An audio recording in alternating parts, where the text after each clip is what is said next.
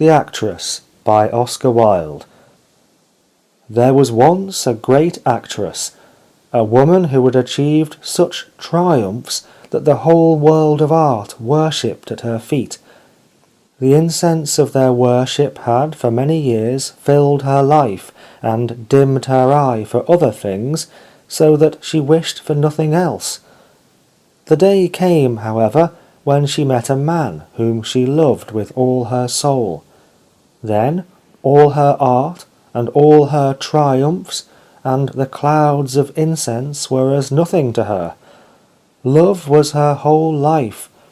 But even though this was so, the man she loved grew jealous of the public that the woman no longer cared for. He asked her to give up her career and to leave the stage forever. She did so easily, for she said, "Love is better than art, better than fame, better than life itself."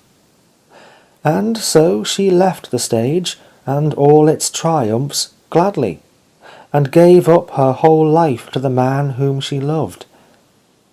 Time rushed by, and the man's love grew steadily less and less, and the woman who had given up everything for it knew it, and the knowledge of it fell on her like a chill mist at evening, and wrapped her from head to foot in a grey shroud of despair. But she was a brave woman, and strong, and she looked the horror full in the face without flinching. She knew that she had reached the crisis of her life, the crisis on the issue of which her whole fate hung. She saw the situation with a cruel, sharp clearness, which cut into her heart.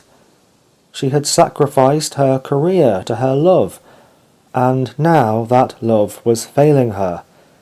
If she could not find means of reviving that light which was now fading away, it would soon burn out altogether. She would be desolate in the midst of the ruins of her spoilt life. And now, the woman who had been a great actress realized that her art, instead of being a help and an inspiration to her in this darkest strait of her life, proved, on the contrary, a drawback and a hindrance. She missed the stage manager's directions and the author's ideas and words. Hitherto she had never done aught without them.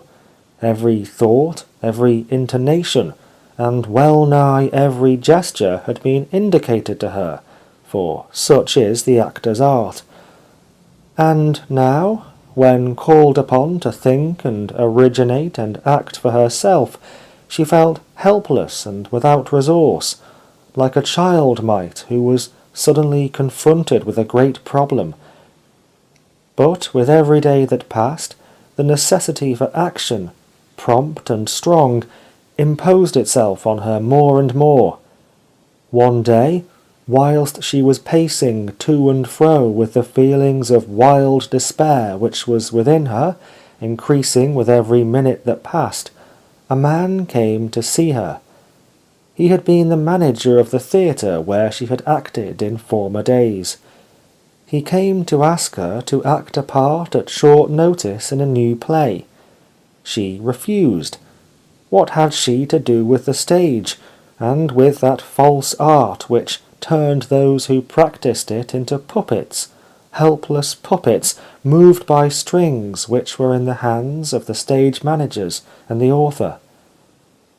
Today she was face to face with a tragedy of real life, beside which all the mock sufferings of the stage were but as so much tinsel and cardboard.